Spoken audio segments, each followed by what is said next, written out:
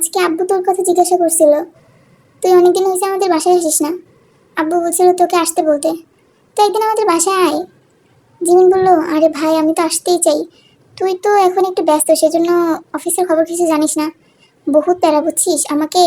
মনে করিস 6টা ফাইল দিছে, এত বড় বড়, যা বলে বোঝাতে পারবো না, খুবই বড়, মানে অনেক পুরনো ফাইল। এগুলো ঘাটতে ঘাটতে, এগুলোর কাজ করতে করতে আমার আমার মাথা পুরো হ্যাং হয়ে যাচ্ছে।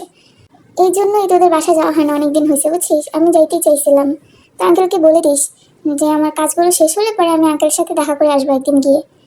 তে বললো, ভাই আমার জন্য দোয়া করিস, আমি যা মনে মনে ভাবতেছি তা যেন না হয়। জিমিন বলল, আচ্ছা ঠিক আছে ভাই, তুই এত প্যারা নিস না। তো এখন কি করবি? তে বললো, এখন আর কি করবো, ঘুমিয়ে পড়বো রে, ভালো লাগতেছে না, শরীরটা একটু খারাপ খারাপ লাগতেছে, ঘুমিয়ে পড়বো, কালকে সকালে আবার তাড়াতাড়ি উঠতে হবে। তো তুই তাড়াতাড়ি কাজটা করে রাখিস, ঠিক আছে?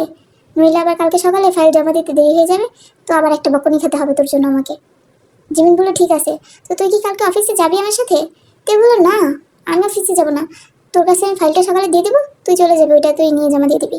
জিমিন বললো, আচ্ছা ঠিক আছে তাহলে রাখি, আল্লাহ হাফিজ বললেই ফোনটা কেটে দিল। তো তে ঘুমিয়ে পড়লো। জাংকুক থেকে রাতের বেলা কয়েকবার ফোন দেওয়ার পর তে জাংকুককে মেসেজ করে বলল, জাংকুক আমার আজকে শরীরটা ভালো না, তো আমি কালকে কথা বলি তোমার সাথে, এখন আমার একটু ঘুমানো দরকার, তো আমি তোমার সাথে কালকে কথা বলি, বাই। জাংকুক ওদের শরীর খারাপ শুনে আর ডিস্টার্ব করলো না তেকে। পরদিন সকালবেলা সুগা জিমিনকে ফোন দিয়ে বলল, হ্যালো জিমিন। জিমিন বললো, হ্যাঁ বলো। এবার সুগা বললো, তো তুমি কি আজকে ফ্রি আছো? জিমিন বললো, কেন? সুগা বললো, না ভাইয়ের সাথে দেখা করবো বলছিলাম না। এবার জিমিন বললো, আজকে আজকে দিনে তো ফ্রি নেই, কিন্তু সন্ধ্যার পরে ফ্রি আছি। এবার সুগা বললো, আচ্ছা ঠিক আছে তাহলে সন্ধ্যার পরে বলি ভাইয়াকে। এবার জিমিন বললো, আচ্ছা ঠিক আছে বলো, তাহলে আজকে সন্ধ্যার পরেই দেখা করি। এবার জিমিন বললো, আচ্ছা সুগা সুগা শোনো, তেকেও কি আসতে বলবো নাকি? সুগা বললো, হ্যাঁ অবভিয়াসলি, তে তো থাকবেই সেখানে। জিমিনের সাথে কথা শেষ করে সুগা জাংকুককে ফোন করলো। জাংকুক বলল, হ্যাঁ হ্যালো বল। সুগা বলল, ভাইয়া তো আজ রাতে ও ফ্রি আছে, চল আজ রাতেই দেখা করি সবাই। জাংকুক বলল, রাতের বেলা ঠিক আছে তাহলে।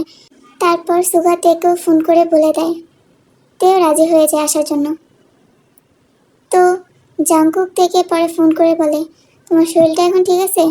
তে বলল, ঠিক আছে। জাংকুক বলল, অফিসে আসনি কেন আজকে? তে বলল, না আমার একটা কাজ ছিল তো তাই আর কি আসতে পারিনি, তো সন্ধ্যাতে দেখা হচ্ছে, সমস্যা নেই।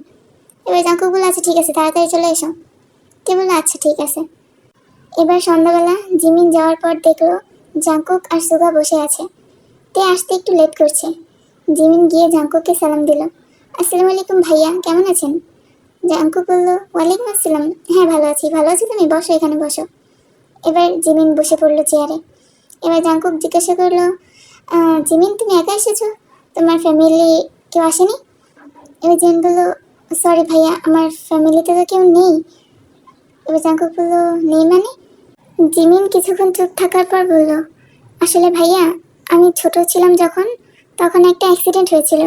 ওই অ্যাক্সিডেন্টে আমার আব্বু আম্মু দুজনই আমাকে ছেড়ে উপরে চলে যায়, আর এই পৃথিবীতে আমি একাই রয়ে যাই। তো আমার পরিবার বলতে কেউ নেই। এখন আমি আশা করছি ভবিষ্যতে আমার একটা পরিবার হবে, আর সেটা আপনারই। জাংকুক বলল, ও সরি সরি জিমিন, আমি বুঝতে পারিনি ব্যাপারটা এমন। জিমিন বলল, ইটস ওকে ভাইয়া, কোনো সমস্যা নেই, এই ব্যাপারটা তো আপনাদের জানাতেই হতো, কোনো সমস্যা নেই। এবার জাংকুক বলল, আচ্ছা জিমিন তুমি ছোটবেলা থেকে তাহলে কি একাই বড় হয়েছো? জিমিন বলল, না ভাইয়া আমার বলতে একটু ভুল হয়েছে, যদিও আমার মানে নিজস্ব ফ্যামিলি নেই, কিন্তু আমার একটা ফ্যামিলি আছে এখন বর্তমানে। সুগা বলল, একটা ফ্যামিলি আছে মানে? জিমিন বলল, আমার আব্বুর বেস্ট ফ্রেন্ড মিস্টার জেহব আঙ্কেল। এবার সুগা তাকিয়ে আছে জিমিনের দিকে। জেহব নামটা সুগা আরও কয়েকবার শুনেছে, কিন্তু কে এই লোকটা সেটা জানে না। এবার জাংকুক বলল, মিস্টার জেহব এটা আবার কে?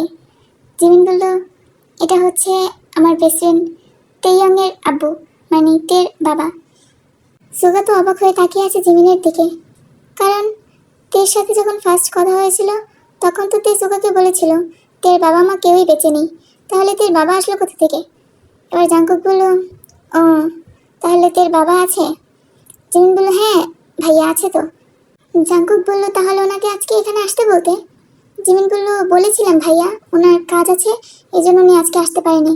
বলছে তুমি আজকে গিয়ে দেখা করো, তো যদি তোমার ভাল লাগে আর ওনারাও যদি তোমাকে বলে দেয়, মানে আপনারা যদি আমাকে কিছু বলেন, তাহলে আঙ্কেলকে জানাতে ফাইনাল কথার জন্য আঙ্কেলই আসবে। এবার জাঙ্কুক বলল ও আচ্ছা ঠিক আছে, তো এই কথা। জিম বলল হুম। এবার জাঙ্কুক বলল আচ্ছা তোদের আরেকটা গেস্ট কোথায়, এখনো আসছে না কেন? সুগা বলল ঠিকই তো বলছো, তে কোথায়, তে এখন আসছে না। জিমিন তুমি কি তের সাথে কথা বলছো? জিমিন বলল না সুগা, আমি তো ওর সাথে কথা বলিনি, সকালবেলা কথা হয়েছিল আর কথা হয়নি। এবার সুগা বলল আচ্ছা ঠিক আছে দাঁড়াও আমি ওকে একটা কল করি।